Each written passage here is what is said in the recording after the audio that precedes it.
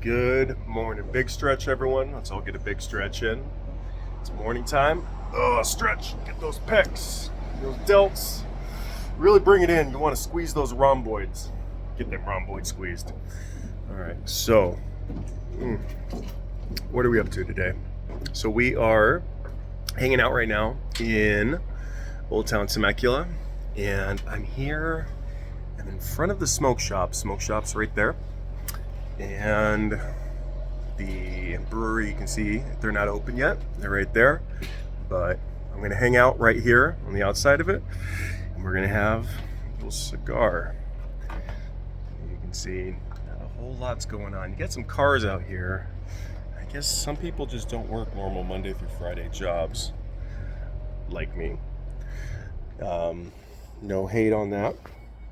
So we're gonna go ahead. We're gonna try out one of these sticks right off the truck that my friend gave me. So we are drinking with it today. We're drinking from the Press Espresso, which is right across the street. Let's take a look at that real quick. So they are, where are they at? Right there. And they've got some decent teas and coffees. So, I mean, better than a Starbucks in my opinion. Anyway, so we've got some sort of like an orange hibiscus something or other, some sort of tea. Not bad. So what are we gonna have? So from my buddy, we are gonna smoke something that I definitely would never have. We are gonna smoke, first of all, it's a Rocky Patel, which I really don't smoke much Rocky. I just, there's just so much out there to smoke, and you kind of get stuck in your ways, or at least I do. So I don't really smoke a ton of Rocky, but we're gonna smoke a Rocky, and also a Vitola that I don't normally smoke, which is like it's like a Toro Gordo. I'd call this like a 56, between a 56 and a 58 ring gauge by, what are we calling that? 12 inches, 18 inches? That's about 12 to 18 inches. So we're gonna go ahead and get this cut, get it lit, hang out, shoot the shit.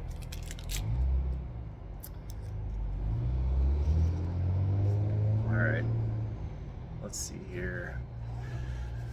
So what is going on today? So I went and I found a little farmer's market. There's a little farmer's market in Vail that's every Tuesday morning.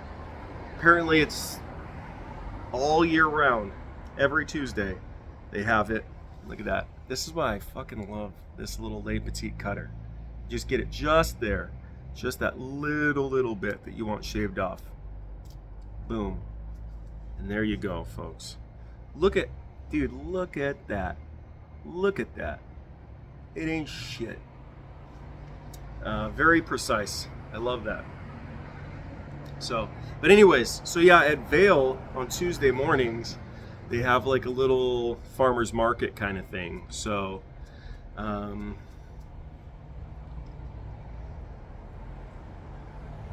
got some food from out there.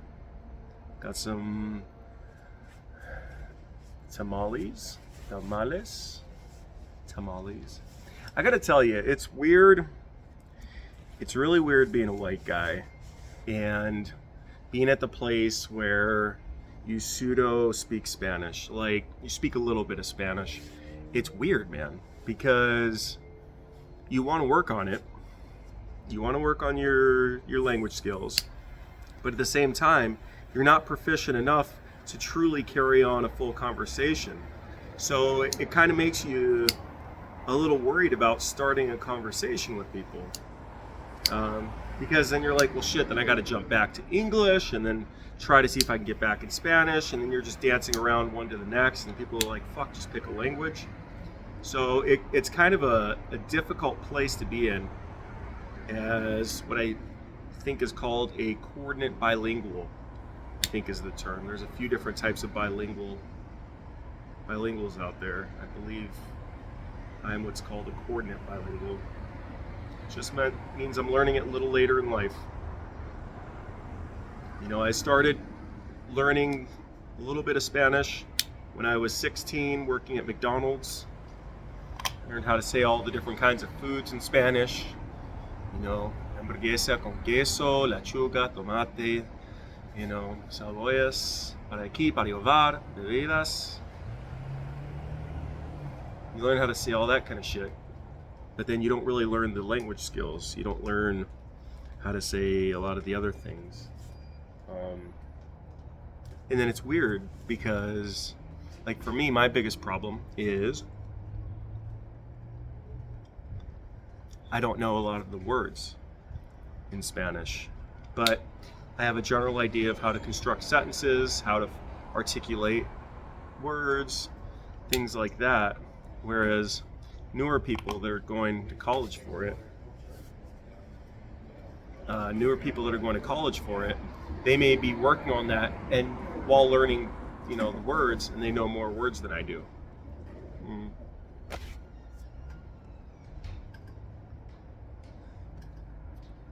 So we'll get there.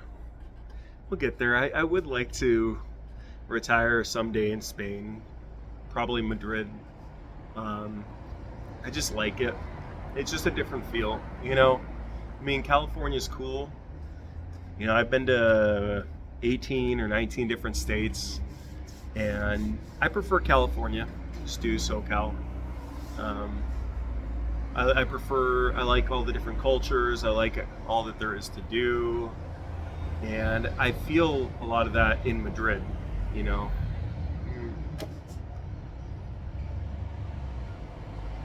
It's less expensive. It feels at least safer. I don't know. We're just California, or in the U.S. We just have this. I guess we just have this bravado to us. This don't give a fuck kind of. I'll kick your ass kind of a feel that you don't even notice until you go to another country, and they're just so goddamn docile. You know. Well, I'm sure not every country. You go to, you know, fucking Somalia, and I'm sure the pirates there aren't very docile, but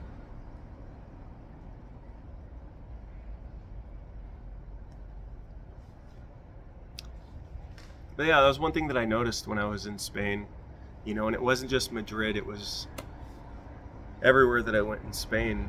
They're just, you feel like you can walk alone down an alley at 2 a.m. and you'll be okay. And it doesn't matter how nice of a neighborhood you're in the US. To me, I've never had that same feeling. So that's a very unique feeling to me. And it's something that I really like.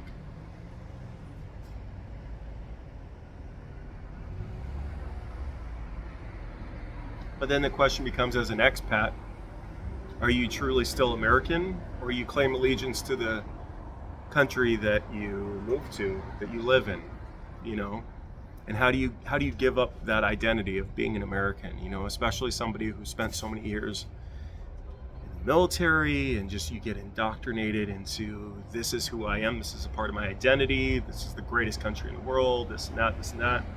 But then you go somewhere else that takes you in, and you become a part of their nation. And how do you say, I want to live here, but I'm not one of you, you know? But I guess it also depends if they treat you like you're one of them, you know? A lot of countries you go to, they don't like, you'll always be a second-class citizen, and I don't want that either.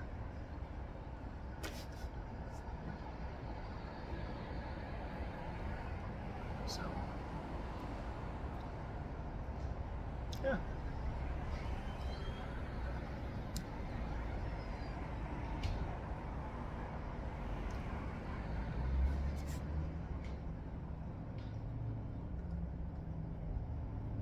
So we'll see. You know, I'll definitely be going back there a lot more over the years to kind of get a little bit more of a game plan and kind of solidify what I do and don't want to do. But it's just nice to kind of leave the options open, you know?